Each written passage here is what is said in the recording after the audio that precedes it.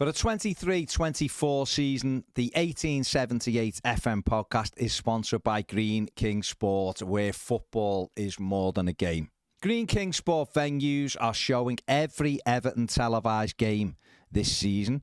So instead of trying to struggle to get a game on, why don't you get your mates together and get down to your local Green King Sports pub and get closer to the action. This season, Green King have launched the Green King Sport Instagram page, which will be home to fan content, deals and competitions throughout the season. They've already given away Champions League final tickets and signed shirts, so get over there and don't miss out.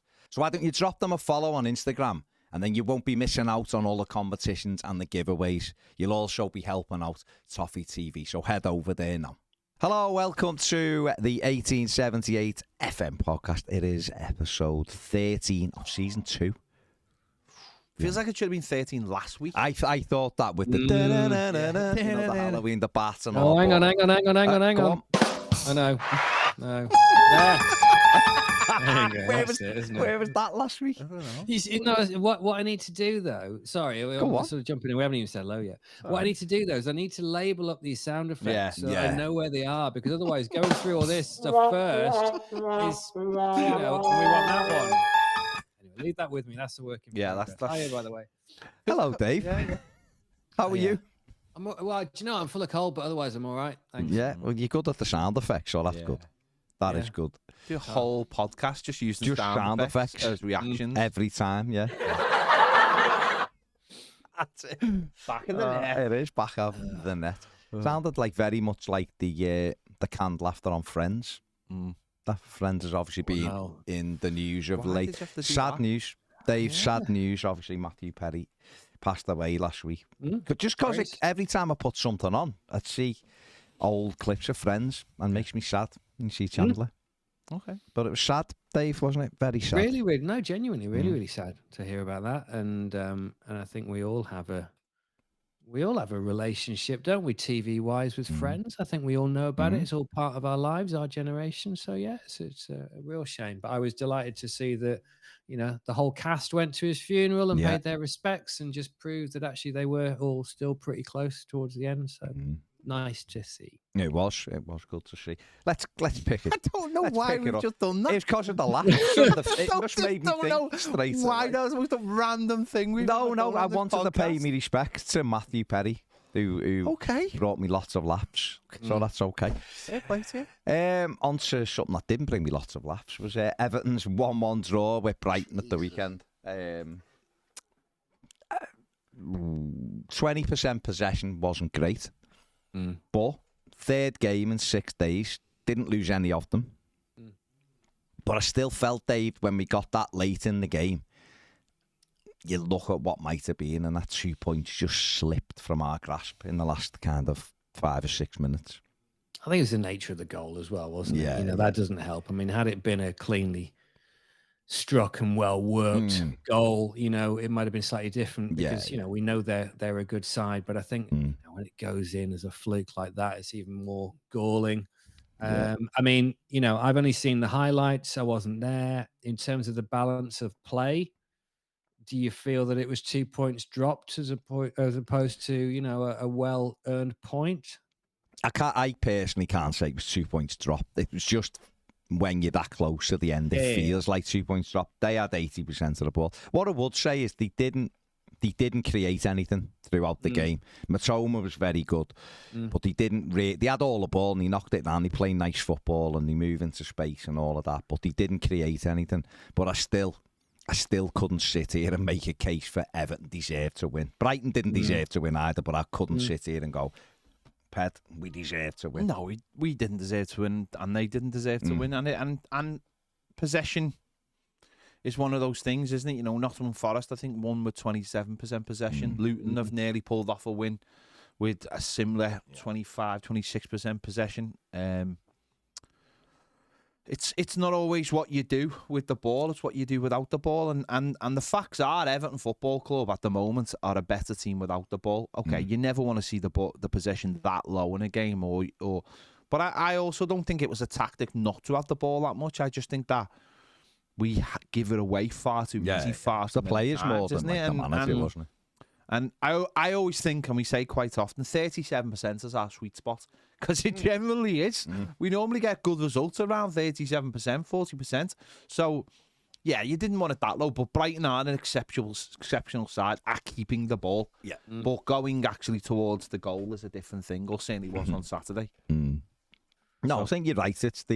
It was more, I don't think it was the game plan to give them as much of the ball as we did. I think it was just the players didn't take care of it enough, and too many times just hacked it anywhere, which they've got to be. And Sean Dyche said this anyway at the weekend. They've got to be better with the ball. The Premier League footballers, they've got to be able to keep the ball and pass it a bit. But I suppose 3 games in 6 days, Dave, will, against a team that hadn't played in the week and who have the ball all the time, it was always going to be a big ask coming towards the end of the game. Yeah, I think so. But I still feel, and again, forgive me, I wasn't there, so I'm just basing it on highlights that I've seen. But I think it still goes into the bracket of us moving in the right direction. I certainly don't see it as being a fall from where we are necessarily. I know that you're saying it's annoying, having got that late on, not to have come away with all 3 points, but I still feel that it's part of this upward trajectory. And things are looking a lot better now, and just generally the performances I just think have been a lot more encouraging, and long may it continue. So, yeah, I mean I'm quite happy at the minute. Relatively speaking, I mean it's difficult to say, isn't it? Because when are we ever really happy? But at the minute, I'm actually relatively content with us and our lot. I think what we're getting better is something we spoke about on here, which we were asking for that level of consistency in terms of knowing kind of what you're going to get. And the players all do seem to be scrapping and battling for everything.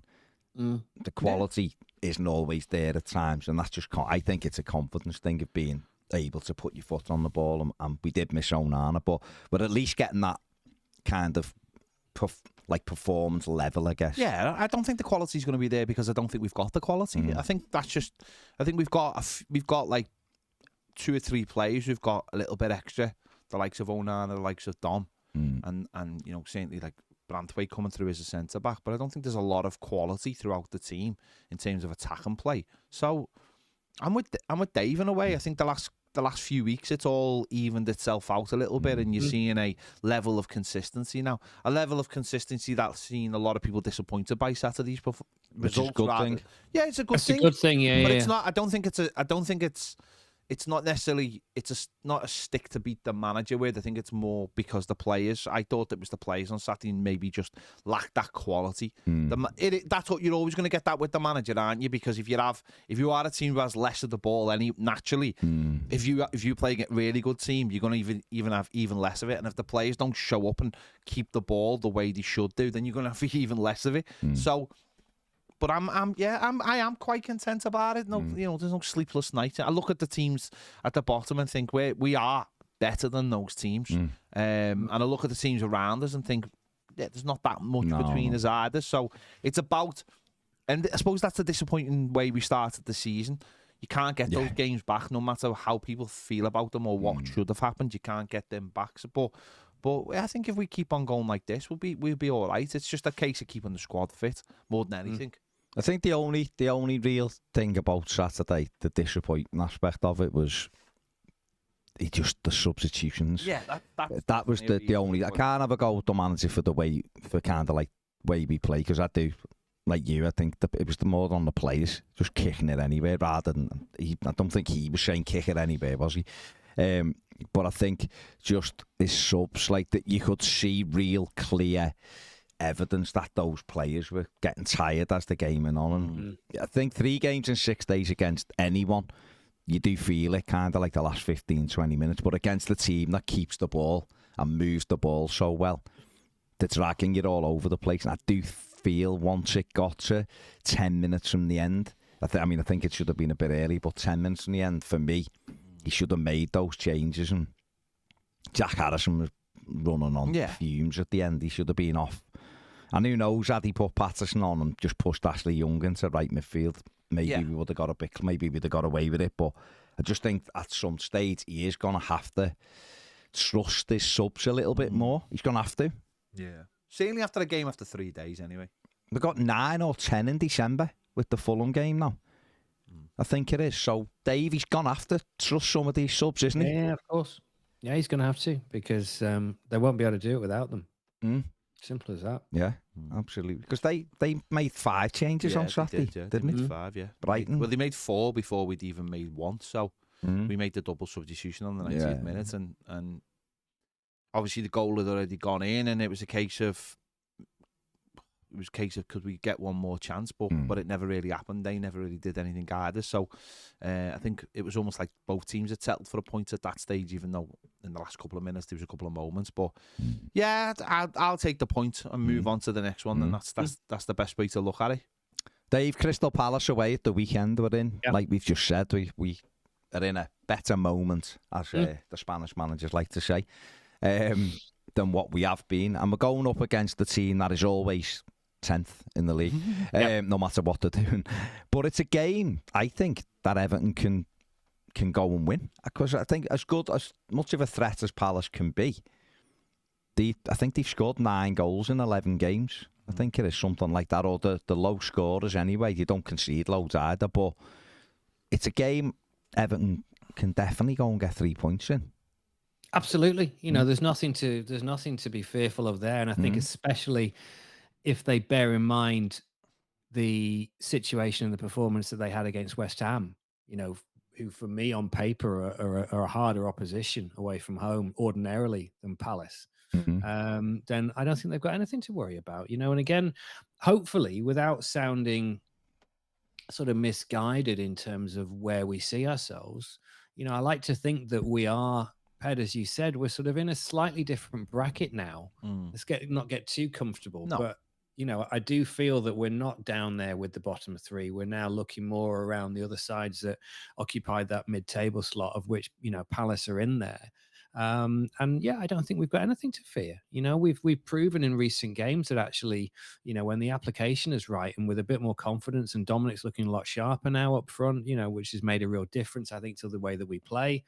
There's no reason at all why we should be fearful of anything that they have in store for us. So, we go there, we do our best, we see what happens. Yeah, but I'm a little bit worried as he's back, isn't he? And I seen straight away on Saturday that he made the goal late on. So that makes them a little bit more of a different prospect, because he's a very talented player. But they are a very, I suppose it's weird, isn't it? But Palace are, I suppose, what we aspire to be at the moment. Just someone who can have a couple of defeats and then bounce back with a couple of wins, and they're quite steady. And as you mentioned there, they're very much a mid-table team, and they have that consistency. There's no real big stars in the team. They have a few homegrown players who have done the business for them in the last few years. And that's where we sort of aspire to be, knowing that you're going to be comfortable, because your tactics are always going to keep you in a game. You've got a little bit of class, and they don't really make any glaring errors too often. It's all, if the team beats them because the team's better than them. And if that's the case with Everton, then fair enough. I think we know in the last couple of years or so it's been bad mistakes and poor management and things like that have. So let's get ourselves to that level. And you're right, Dave. I think it's a bit weird, isn't it? Because you look at the scores now and you think, who do I want to win in that game? Yeah, exactly. Because it's not the same as it used to be anymore, is it? No, because I wanted Spurs to win last night to keep Chelsea a point behind us. A couple of weeks ago, I was looking at like Forest were playing Luton, and Forest gave away a 2-goal lead. And I was thinking, oh God, have you done that for? And then a week later, we were above Forest. I know we've gone back below them now, but it's like, I suppose that's up to us to just do our job, isn't it? And make sure that if we're consistent, if we can try and stretch a point a game to maybe 1.5 a game, then we'll be in a much better place. I mean, it'll be if Everton were to win on Saturday, there'll be a point between us and Palace. Yeah, they're -3, we're -4. They've scored with the 2 at the weekend. They've scored 10 goals. We've scored 11. So everything is very tight between us. Obviously, they've got the 4-point gap at the moment with that win.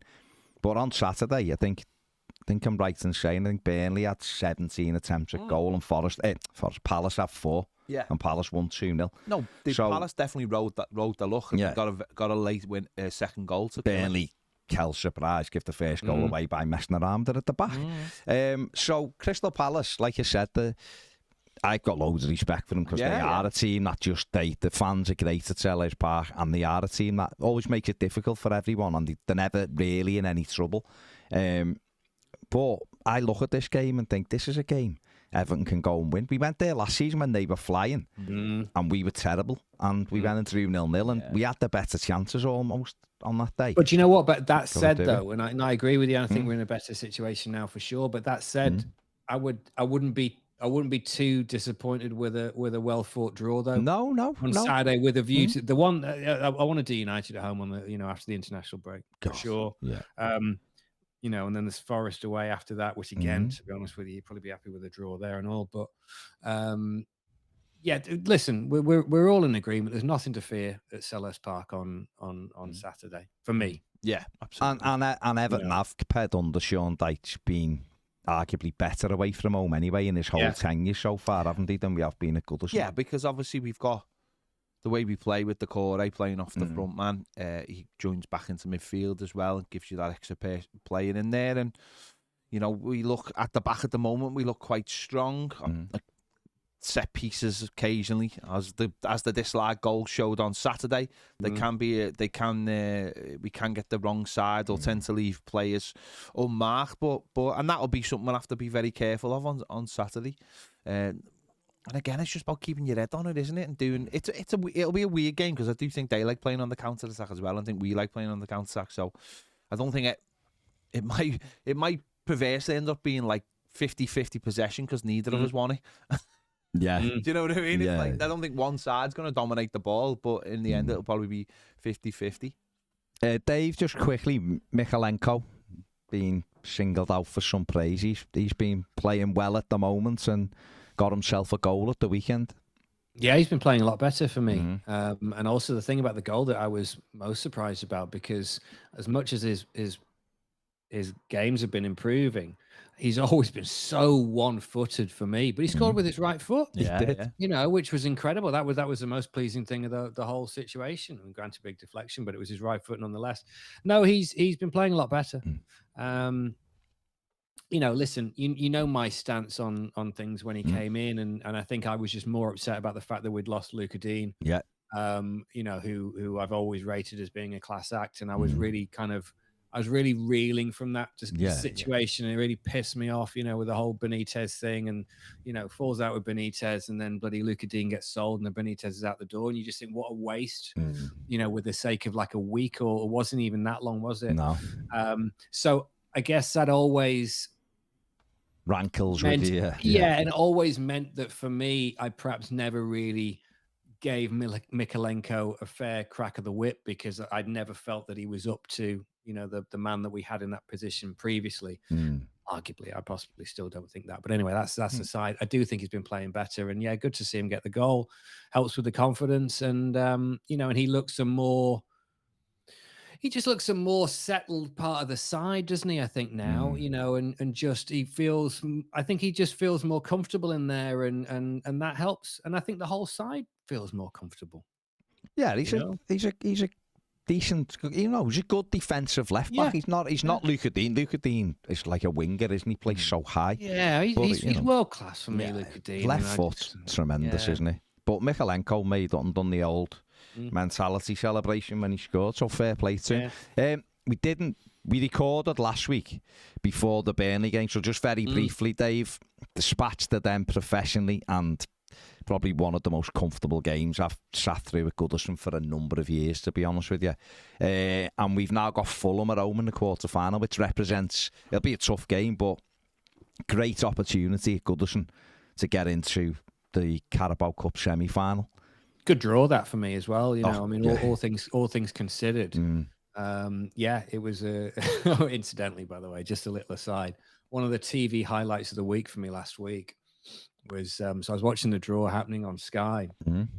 They got Andy Cole there, and Andy pulls out the ball, and he kind of goes to Chappers, "Is this a 6 or a 9?" And Chappers is like, "Well, it better not be a 9 because there's bloody 8 clubs in the draw.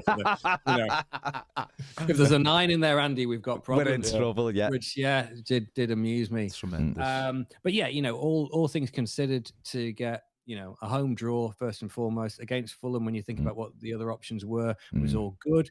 The fact that Port Vale and Borough drew each other as well is also good because it keeps one of them in there for the next round. So yeah, I'm quite happy with that. And I think, as you say, I think it was a professional performance against Burnley.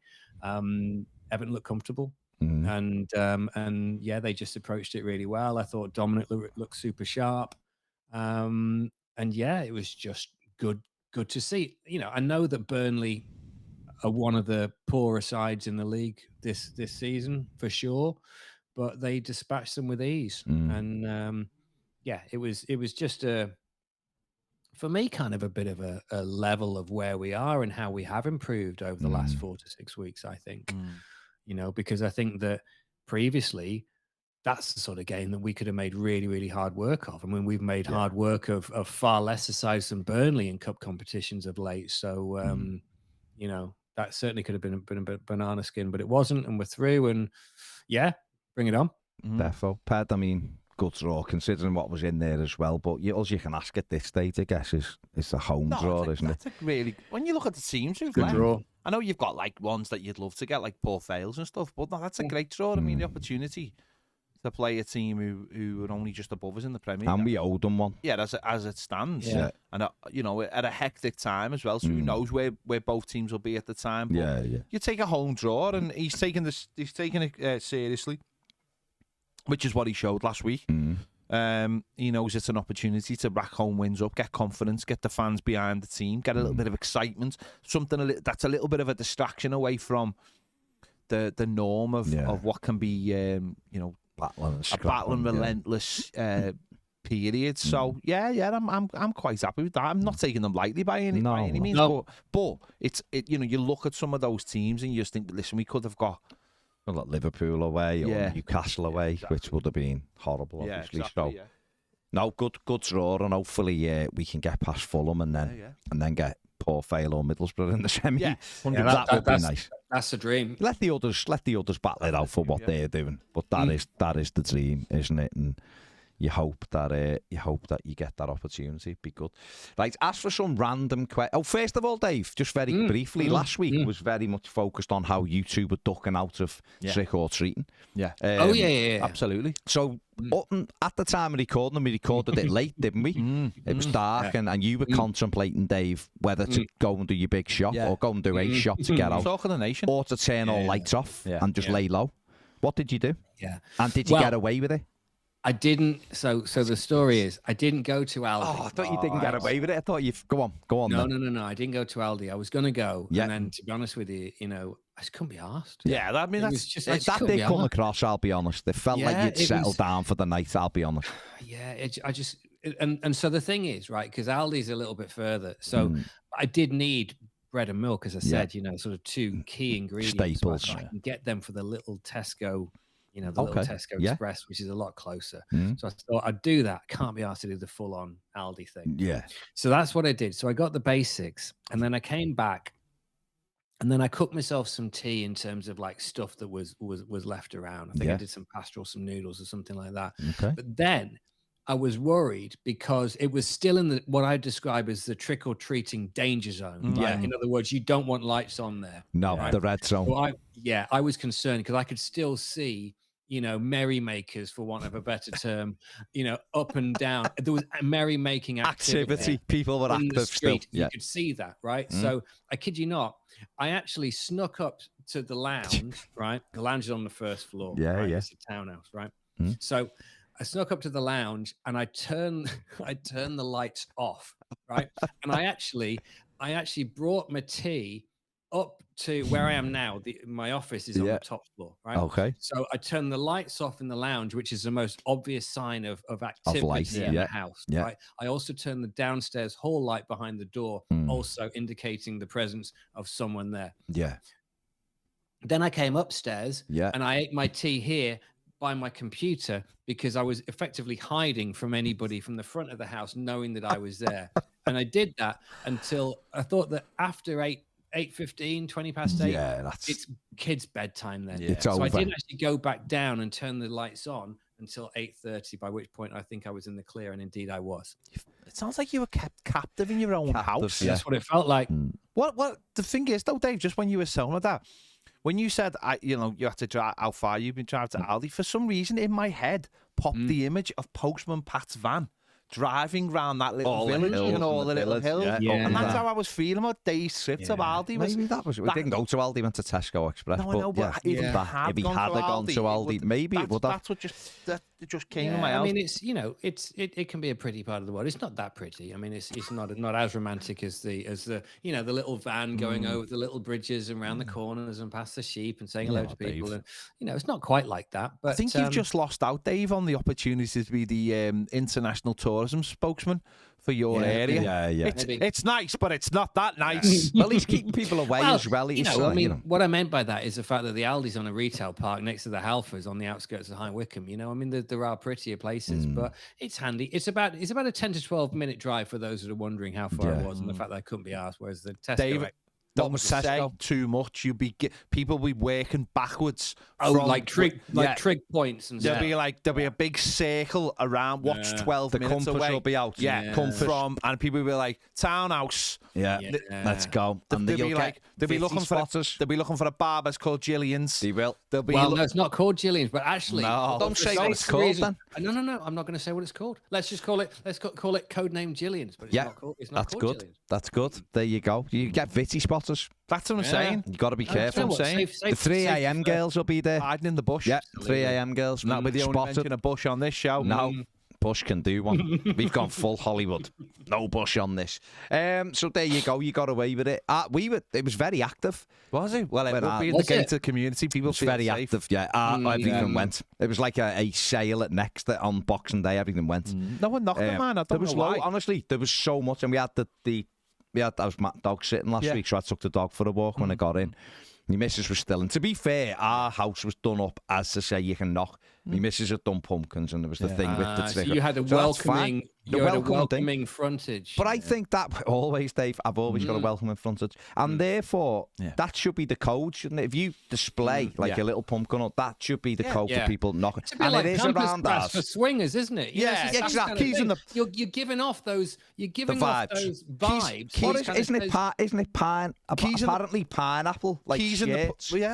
Yeah, but means that you're swinging. Basically, it's appealing to a specific, demographic Did John have a pineapple one on in society. Washington? He never did. And it's saying that you are welcome in these parts, whatever you want to do, whether it's trick or treating, or whether it is coming and sitting in the jacuzzi with me and my wife. Exactly. Keys in the pumpkin. Yeah.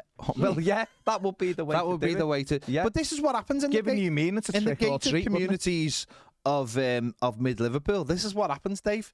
This is just par for the course. Very much. Very much. The kids are all walking around. You wouldn't even know who their parents were, and I mean that literally. There was a lot of parents dressed up last week as well. But again, I say buy yours it's a safe zone. It's a safe zone. You need the password to get in. Yeah, you know what I mean? Very much so. So very much so. There you go. Did you escape briefly? No one knocked. Okay. I got home, took the dog for a walk, went for a run. No one had. You are definitely the fella out of Home Alone round yours, aren't you? I will shovel anyone in the face if it needs doing. People are scared. But no, there was no one, which was good. Okay, that's all right. When you live in the ghetto. Stop it. Right, I asked for some random questions because these are often the best bit. Okay. Yeah. So we've got. So we've done the highly structured part now. The highly structured part's gone. That was the highly structured part, Dave. Have we left anything out? That was the highly structured part. Nothing left behind, Barry. No. Okay, fair play. Rob has asked. I mean. No, I'm gonna read it. I'm gonna read it. Why wouldn't you? Okay. Would you rather have to finger bang a goose every time you wanted to take a drink, any liquid, or nosh off a horse every time you wanted something to eat? This is not making There you go. There you go. This is not making the Do you know, I mean, can I just pause for a second? Yeah. It's interesting because, you obviously, you looked at the question first and then you assessed it. I did. You assessed its kind of... And qualifications in terms of being something and who gives you me the go ahead could and should broadcast to an audience. Yeah. And Ped said, just read it. Why wouldn't you? It was. So there you go. Because you're supposed to be the sensible Well, we could take it out the edit. I just don't think we answer it. No, I mean, exactly. I wouldn't take it out of the edit necessarily, but I'm going to pass on this one. So, Rob, you need to tone it down slightly, and then we can answer. But it's still got past Baz's bar. Yeah. Well, it's this. I was still in the mode of swinging. What would be just on that, Dave? What would be when you worked at the BBC and obviously when we were a very popular breakfast morning radio show? What would be some of the messages that you got in that you weren't ever allowed to read? Was there anything of that kind of level, or would they hand it off to somebody else just to make sure? I mean, handed off is an unfortunate phrase, but I know what you mean. I mean, I think it was essentially down to our own sort of level of judgment in terms of what is acceptable. Self-policing, if you like. Self-policing. Yeah. And also don't forget that, what is acceptable today might be different to what was acceptable 10 years ago. These kind of boundaries do change. Interestingly, though, there used to be, and it possibly still exists, the BBC would have a rating of offensive words, a bit like a top 50 or a top 100, right? And so obviously with the most offensive being at the top and with the more minor things underneath there, and literally almost everything that you could think of was categorized in there. So you kind of go, oh, look, 37 is so-and-so, and straight in at number 6, you've got so-and-so. And obviously, the ones that you would imagine were indeed 1 and 2.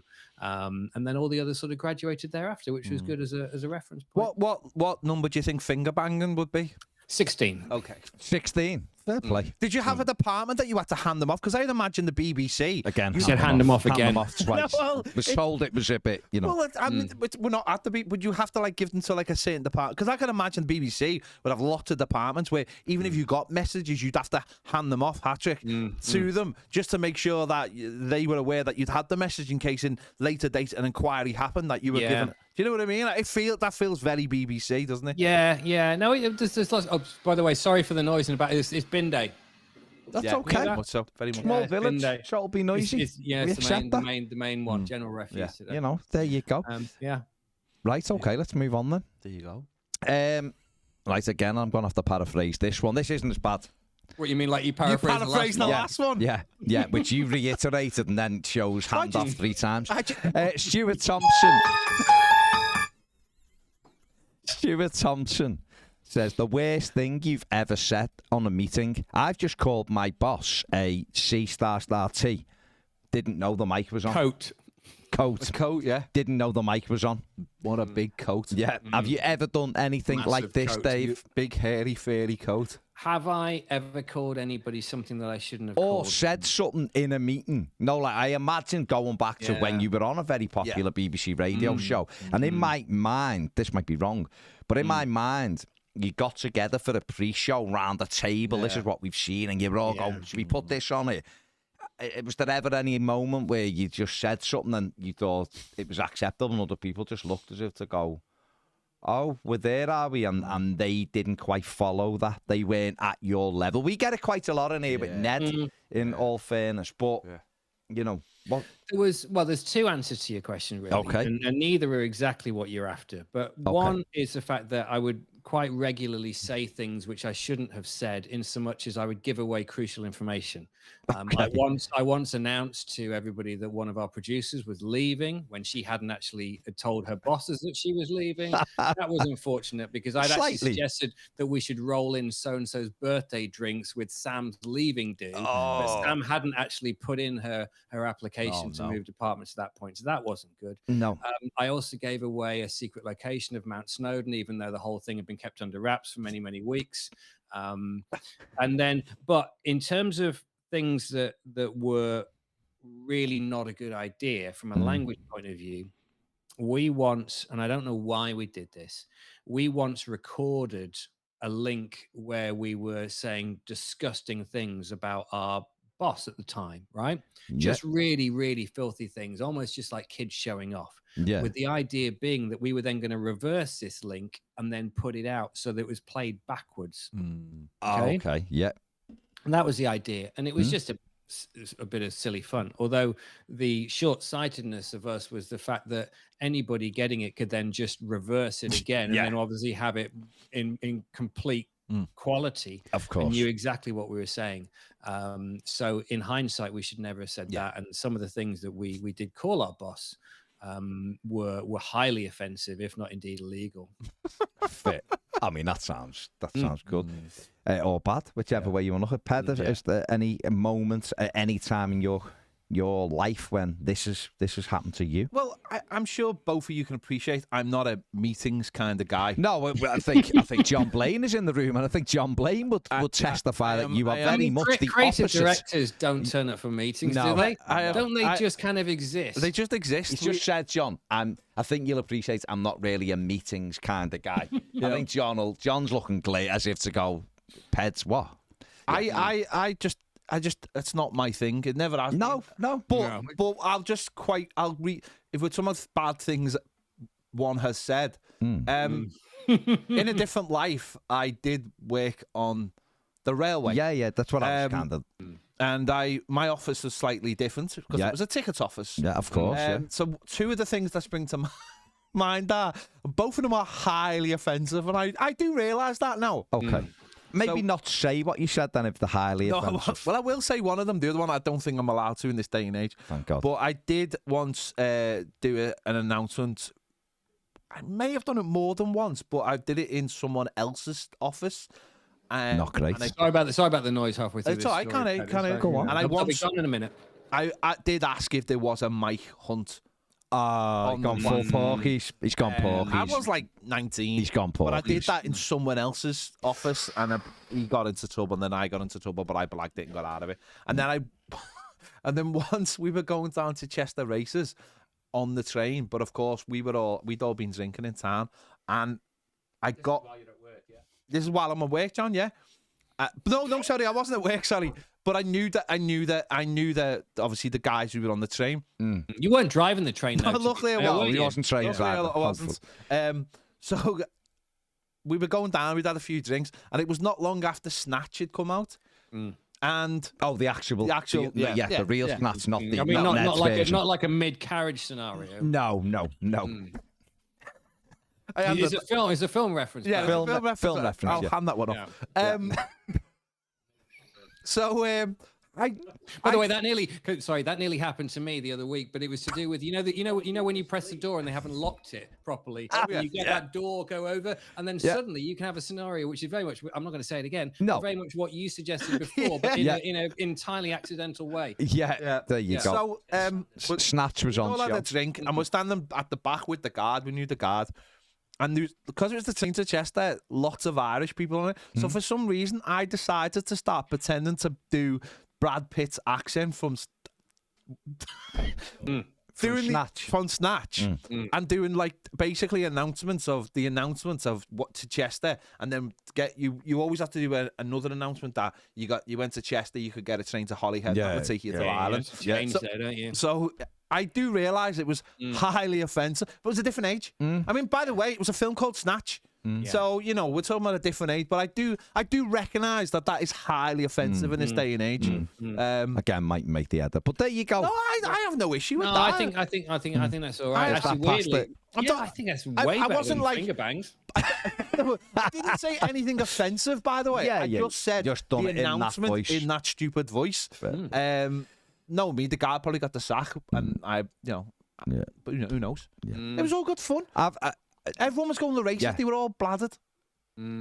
Apart from people going to. I mean, you've got quite an accepting audience there. I think, don't you? I think so. Certainly in the locality, it's not really a broadcastable story. I also, when I was a guard myself, would occasionally tell people if they asked why the train had stopped, it's because they'd found a head on the track. Yeah, just basically making stuff up. Yeah, because like if you're stuck between stations and they're like having a rant at you, I'd just go, just found a body, mate. And that would be it. And that would be the end of the conversation. That's the end of the conversation. That was like a safe zone for it was a brilliant way to end conversation. Sometimes I just do that in general. People come up, go, if you get the time in, I go, just found a body, mate. What is it kills you on trains? You don't like conversations there, like when a ticket fella comes up, you just look at the floor. When I was a guard, I was the worst. Did people come up and go like I think my puberty ran to way past my early 20s. Yeah. So people, I'd be just like, whatever. They go, how'd you get to it? And I go, like that. I mean, I'd probably have got up about 4 o'clock in the morning. I had like 2 hours sleep. This is why I like staying in bed, because of the times I had to work on the trains and then on the Royal Mail. I've given up far too much sleep, and now I'm taking it back. You could have gone to bed a bit earlier. No, I was a young man. I was living life. Okay. I was living life. Fair play. Do you know what I mean? Fair play. Fair play. I was in a meeting with a local authority and said, what idiots have put these notes together. Yeah. Because it was the chair of the meeting that had put them together in a different Yours thing. both sound really tame compared to mine. No, but when you're around the meeting, when you're around one of those big tables with 20 people, and the person chairing it, who was much more powerful than I was, went, they're my notes from, and you kind of, what do you do apart from you want to just melt and get out the room? Hey, listen, if you want, and I wasn't there, but I've got a good story which sort of links into that. Go on. And I always think that this is, in fact, I think this would be a good scene in a film, and this is a true story, right? So my missus at the time was on a hen do a few years ago, along with my sister, and there was, I don't know, 12 or 15 of them, right? And so the bride-to-be, most of the women there were all friends and school moms locally around here. They all knew each other, but she had one or two friends from a who was friends from school or something like that, right? So they were sort of new to this group. So there's a WhatsApp group been set up, right? And they're all conversing on this, and this is how they're planning their weekend away.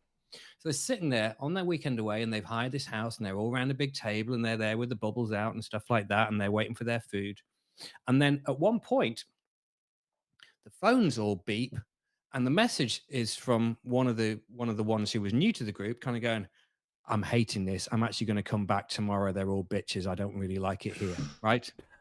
But she put it onto the WhatsApp group rather than to her friend, right? So can you imagine suddenly you're around a table of how many, 15 or 20 people, and suddenly everybody's phone goes and they all pick it up and they all see the same message from this woman basically saying how much she dislikes all these people and she wants to go home, which is just beautiful. Yeah, that's beautiful. Tremendous.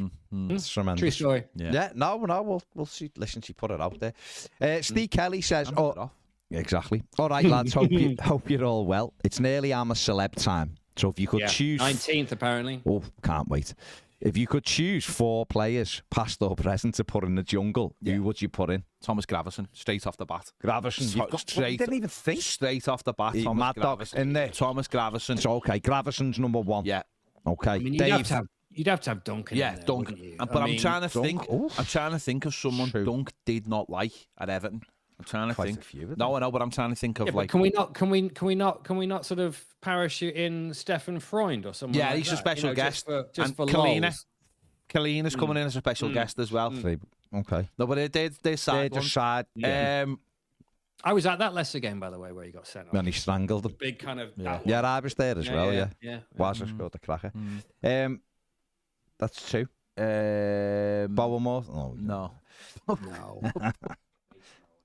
Oh God, I'm trying to think of 2 Everton players that massively didn't get on, or there was murder. Who will cause murders? Kevin Sheedy. And he don't love Sheedy. No, you can't put them to him. Are you putting them to him? Are you saying it? You can't say it. Martin Keown. Sheedy did get on with Keown, but yeah. I don't want to say. No, I know you don't want to say it. Don't say it. Because Keown would be good. No, actually, no. I want a pair who don't get on, that we know don't get on. Why? Because it cause you. I don't watch this program. You watch it. It's all about beef, isn't it? No. Yeah. Well, yeah. There is that, but you also want entertaining characters in there as well. And for that reason, Gravesen's in. Gravesen would be mad. But also, put Reedy in there if you want entertainment. Reed. He'd be good around the campfire. He's a good storyteller. But he'd fall asleep if he didn't have ale. I know, but if he could make it through to when they have the night at the pub. When you get so far, then he'd be I don't think Reedy could cope with it. I just don't think he could. No, I don't think you give him I think you forget how old he is. He's in good nick. He's in good nick, though. No, I know he's in good nick. And he likes the owl. I know. Doesn't he? Exactly. No. Not enough ale in there for him. No, I get bored. Me and Dave are having him. You have him. I'm voting Reedy. All right. So go on. Gravesen. Yeah. Gravesen, Dunk. Reed. So one more. And then you need. What about Nev? No, Nev couldn't cope. No, could not cope. No. He'd get bored after an hour and he'd go, "You're all pricks." Yeah, and walk off. Even though he's dead nice. Yeah. He'd change the dunny though, wouldn't he? He would change the dunny. He would, to be change fair. it. I'm not saying anymore. I'm trying to think one more who's not obvious. Do you know I know one for you. I know one for you, or 2 for you. Come on. that just for you, because you'd like to see them being punished, either John Spencer or Mark Hughes. Mark Hughes, get that. Mark Hughes, get him in. Get him in. Cry-ass Hughes. Moaning about everything. He'd be moaning about everything, the little cry-ass. And when he done the trial, it didn't work, unless it was volleying. If it was volleying, you'd want Hughes I don't think you realise how similar you are to Mark Hughes. No. I could hold the ball up like Mathew and scored them a lot more goals. I'm sensing some negative vibes though coming from you, Barry. With Mark Hughes? Yeah. Yeah. He's just a cry-ass, mate. A cry-ass. Moaning mini. No. Yeah. Is that what we're going for? We locked them in? Yeah, I'm happy with them. Why not? I was just happy with Gravison. So Gravison, Ferguson, Reid and Mark Hughes. Some big characters there, isn't there? Yeah, there is. That's some... I don't regard Mark Hughes as being an Everton player. No, but that's why. That's just them entertaining. You know, like people that would just weren't go on, there. Dave, go on. Go on. Throw another one in there. Go on. Throw one in there. You may. What about some like Materazzi? You just like be doing this or like crying if it didn't go his way. Or Dave Watson or Barry Horn or. They're all a bit bland. Fabian Delph. He'd just get off. He'd go, nah, I'm injured. I'm not doing the trial. Wouldn't he? Take the money. Can't be asked. You can't talk about Fabian Delph anyway. No. What's he on about? Don't know. Dave, come on. What? I've given you my answer, haven't I? Who was it? Oh, one of those. You just named players. He could have said like Stefan Vessels or Carlo Nash or anyone. Well, Mark Hottiger then. Final answer. Hottiger, take him. Hottiger, big hots. Dave's just worried that they haven't emptied his bin properly. Yeah, you know that.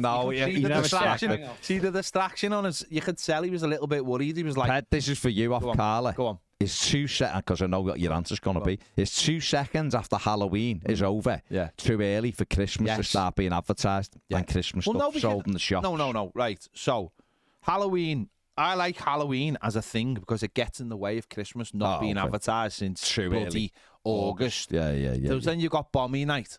Yeah. But it's boss when it's horrible weather for Bombing Night because they cancel them all. So swerve that. Get rid of that.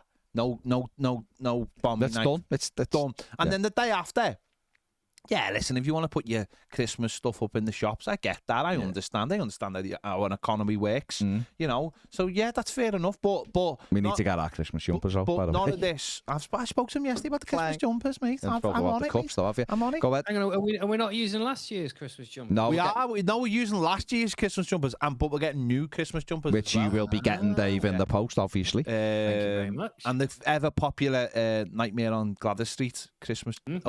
Miracle on Nightmare on Gladys Street with the staff. That's how the Reds describe it.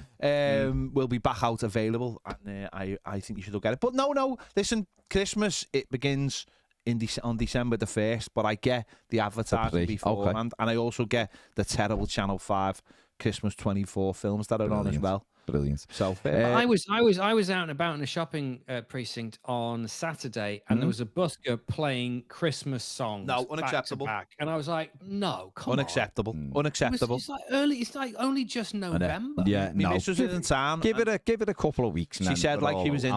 She was in a shop and they were like playing Last Christmas, and the girl's face who worked there was just like. This is like, I get the decorations making people feel like they need to buy them, but not the songs and stuff. That's out of line. I think mid-November you're all right, but certainly not the first. No. December at the earliest. Yeah. Well, November is not. November's not Christmas. That's fine. You go too soon. I go soon, and it's fine. Too soon. I'm fine with it. No, I've heard Zach's like that. Dad, you're over Christmas and no. Just because we live in a gated community. Don't you have something in between Halloween and Christmas within a gated community? Isn't there a special like Thanksgiving? Yeah, they have Thanksgiving. We do have. That's very much like they. The pre-tree comes down soon. The what? The pre-tree. The pre-tree. I have my pre-tree. You're listening to this. Christmas tree. Although I tell you what I did say. It's a pop-up tree. I was running past the house on Sunday. Pull it up, and like I've noticed some my sister's house is just they have a Halloween tree. Yeah, well, there you go. They're all crackers. Listen, it's fair play. Whatever the kids love it. But these had a European Cup in the window of this house I've run past the other day. That's just nonsense. What a prick. That's nonsense, unless they're a massive City fan. Have you got any superstitions, says Steve Thomas, Dave? No. Fed? Not that I can say on it. No, fair play. Ben says, if all the Toffee TV crew and Dave went on I'm a Celebrity, get me out of here. It's a fact. Who would do the best at different trials and who would ultimately be crowned king or queen? Could be a queen of the jungle. Wouldn't be me. Wouldn't be me either. Wouldn't be. I couldn't cope with people. I couldn't do the anything claustrophobic. I could cope with people. No problem. I couldn't do like Dave, claustrophobic. Spiders, no. The spiders would we'd be crap, mate. I honestly be physical challenges. Yeah, we'd have a go at. Depends what kind all right. I don't know what the money's like. But spiders, though. Yeah, but you get extra money for staying longer. Of course you do. Well, then no, I don't think you do. I didn't think you did either. No, I think you do. You know. No, I think you get a set fee. I think it depends how big a star you are, isn't it, Dave? Absolutely. I think if you stay till near the end, if you're... No. Honestly, I promise you. Listen, so they can walk out after a day and still get half a million. I think there must be clauses for not walking out. For like, but it's not your fault. No, it's not your fault if you get voted out. So you'd have to stay till at least the vote's off. Yeah, so in other words, if you got voted out first, that's not your fault. Then you end up with the same fee that was agreed prior to, which, as Pez says, is based upon your level of celebrity. Yeah, so I get 25 quid. But spiders and all that, I don't think I could do it. I don't think I could do it. Rats, I just couldn't do people. Maybe if I'm in a thing and they're around, even though I'd be scared, I could probably do. But snakes, nah. See, I'd be the worst. None of them are real, though, are they? It's all animatronic. Yeah, the animatronics. That's it. Could you eat anything? Could you do the drink like cockroaches, blended and all that? Could you, Dave? No. So to answer Ben, we'd all be gone early doors. Wouldn't we? Because, but the worst thing you can do, like if I got put in it, the worst thing I could do in an interview was go, when they go, what are you scared of? I went, spiders. Yeah, I'd just say no. Because straight away, I'd just go, no, I'm all right with everything. Even though I will be terrified. Double-edged sword, isn't it? Don't show your weakness, otherwise, you're going to be eating kangaroo dick for like. Well, I see, I'd have the kangaroo dick, the balls, that kind of stuff.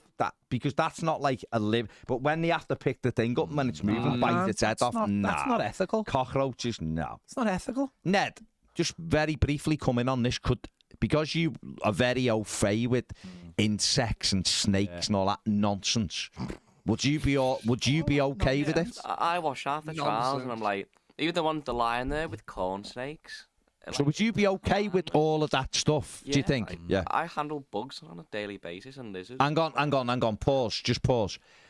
We're talking about like 50 snakes in a coffin, and you've just qualified that with I hand bugs on a daily basis. They wouldn't put you in a coffin with like. No, but you're still in with 50 snakes. I don't care if them snakes are actors. There's 50 snakes. They won't put you in with. They won't put you in like green tree bowers. They put you in with like corn snakes. But they don't want to kill you. That's not quite what the show is, Ned. That's a different show. If it was dangerous, by the way, this is just fair enough. This is boring. Fair enough, Ned. Fair enough. I just wanted to know whether you'd be all right with it. And I'd win the show too. You'd win the show. All right, no, hang on. All right, leave him. We've all said we wouldn't, so Ned would, for Ben, Ned would be crowned king of the jungle, he thinks. Fair play.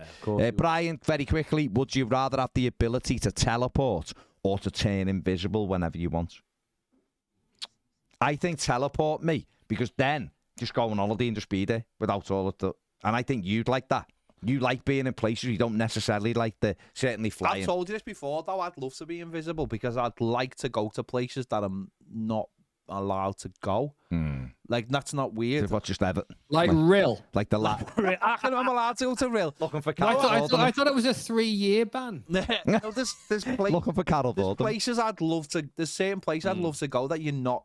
Obviously, you can't go to. Not to do anything horrible, just because you're not allowed to go to these certain places. Like, just have a little walk around, Buckingham Palace or, there's certain places, isn't there? Well, I'd just teleport it. Imagine you'd see you couldn't, though. You'd get caught. Well, that's all right. I'm not really that bothered about going into places I shouldn't fine. be. We have different reasons for it. But if you can... Well, hang on. So where are you going if you teleport? All over the place. We do, on your own. Because you'd have to be on your own. No, you can't. No, you can't. No, you can't. No, you can't. No, you can't. You see that? Hang on. Brian hasn't given us any stipulations. He hasn't put any rules. He said you. So basically, can I ask a question? Go on, Dave. And this might be a stupid question, but is teleportation, does that always involve moving time as opposed to location. In other words, the teleportation isn't just a quick way of sort of getting from here to Lanzarote. Just go whatever you want, Dave. Is this kind of like going to Lanzarote in 1987? No, it's just to get to one just place. Now to where you are now. Okay. So it's just basically it's like speedy boarding. Yeah, yeah. But you haven't got to go through all of it. You just go banging. You're there, Dave. Okay. I want to go to Florida. Oh, I'm there. On your own. That's all right. With no suitcase. That's okay. I'll buy stuff when I'm there. Okay. No money. Only need shorts and no. Okay, I've got money. No, you got to be naked. No, you got to be naked. Brian hasn't put no. You. It's unethical for you to tell me what I. Brian doesn't know the science of teleportation. I don't think Brian cares. He just asked a very quick question. Right, done. Dave, invisibility or teleportation? Teleportation. Final answer. Top man. Where would you go? Tenerife. First place. That was his first place. Is Tenerife. Fair play, Las Americas. I quite fancy some sunshine at the moment. Absolutely, mate. Place, absolutely. Yeah, fair play. Martin Williams says we all know you as Baz, Ped and Dave, but if you had the chance to change your name, what name would you choose? Ped. Absolutely. Max Power. Max Power. Yeah, it's a good Max name. Power. Maximum Power is Max a good Power name. Is the name. I mean, the footballer Max Power. No, just that Homer name. Simpson was Max Power before Max Power was Max Power. He was? Yeah, he was. He was. It wouldn't surprise me if Max Power's dad named Max Power after Homer Simpson when he was Max Power. I think we have to find out. James. Just so people can call him Jimmy. And Jez, final thing. What I get this must have been when I got off last night. Yeah. What 5 things should Jack try on the live Indian food Toffee TV experiment? I think a foul has to be in there somewhere. Foul would kill Jack, I think. Jack is one of our underlings. Yeah. And he admitted on a live show after you went yesterday that he's never had Indian food. Right, so we've got to choose 5 and believes it might be too late for him to try Indian food. No, he's 22. It's not. That's nonsense. He's 22. My missus hadn't had Indian food till she was about 24, and she loves it now. Yeah. So what are 5 things, without trying to kill him, because obviously a pal is very hot, what 5 things, Dave, should he try? I think he should try Bombay potato, because that is gorgeous.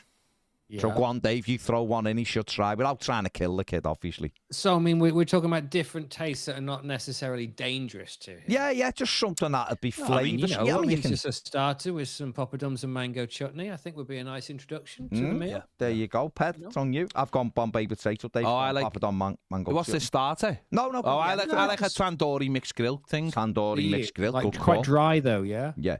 But I still think we should just like something like a Vindaloo, just to show him that I think you'd scare him off. I think but that could be like the last thing he had before he had the naan bread to calm his tongue down. I'm going to put a Vindaloo in it to give him a bit of spice.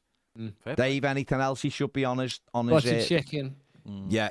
What, like a chicken balti or like a tandoori chicken, a biryani maybe. Very actually, flavoursome. Chicken balti, I think. That's normally one of my favourites. Balti's a good one. There you go. Fair play. I like the little dish that it comes in. Yeah. Well, fair play. Just a reference. Max Power, the person, is 6 years older than Max Power. Homer Simpson Hang on, episode. Max Power, so Max Power was Max Power is he still before. at Sunderland? No, he's in Saudi Arabia. He's took the money. Yeah, he went to the money. Yeah. Oh, I never knew that. Yeah. So what? Max Dollar now. Max Dollar. Max Macaulay Power. So his mum and dad. So hang on. So he's older than Homer Simpson's Max Power. Yeah, he's 30. So it was 93. He was born 99. The episode. Yeah. So there the you episode. go. So arguably, the Simpsons ripped Max Power's name off. I'm sure they did. I'm sure they went to Birkenhead and they were like, right, it's a choice between him and Jimmy Garner. There you go. And they took Yeah, Max look, Power. he's at Al Qadsiya apparently. So there you go. Absolutely. There you go. And his mum and dad did like Macaulay Culkin. Oh, that's why his name is in there. That's it. What a way to finish a random section. Absolutely brilliant. Dave, thank you very much, mate. Go and check your bin has been fully emptied. Get yourself some, get yourself some. Just get yourself better. Lenship, bit of garlic, bit of barocca. Do that and you'll be sorted. Take it easy. For all of you other people, give us a 5-star rating. Like, subscribe, do all that stuff. We hand it off to you, the audience. We do hand it off to you in the words of Pedro. And we will see and hear. You'll see and hear us, rather, next week, where we'll have more random sections, which are, of course, the best. See you later. Bye.